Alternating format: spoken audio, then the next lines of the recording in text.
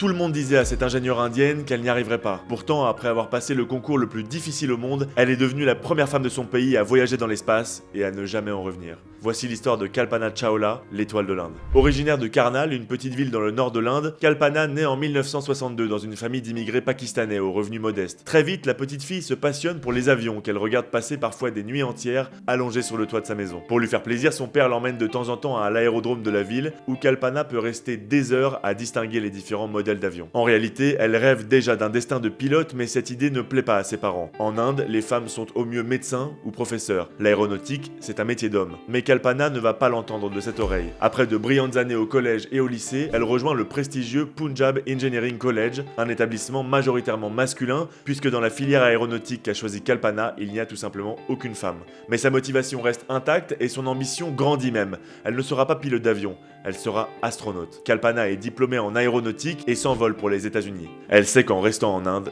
jamais elle ne verra l'espace. Véritable machine à travailler, Kalpana obtient master et doctorat avant de rejoindre le Graal, la NASA.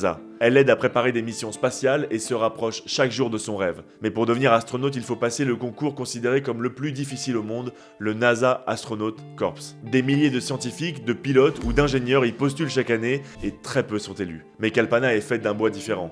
Elle remporte le concours et devient astronaute à la NASA. 3 ans plus tard donc, la petite fille du nord de l'Inde s'envole à bord de la navette Columbia STS-87 et devient la première femme indienne à quitter l'atmosphère terrestre. Alors j'aurais aimé vous dire que cette belle histoire s'arrête là, mais malheureusement elle va très mal se terminer. Pour sa deuxième mission, Kalpana a 41 ans et s'envole dans l'espace afin de réaliser plusieurs expériences scientifiques. Mais lors du retour de son équipage sur Terre, l'aile gauche de l'appareil cède et la navette se désintègre à 67 km au-dessus du sol, sous les yeux médusés du monde entier. Le rêve de Kalpana Chawla a provoqué sa disparition, mais son destin a marqué les esprits. Très vite, des écoles, des rues, des satellites portent son nom. Et si un jour par hasard vous levez les yeux au ciel, vous verrez peut-être un astéroïde portant le nom de 51826, Kalpana Chawla.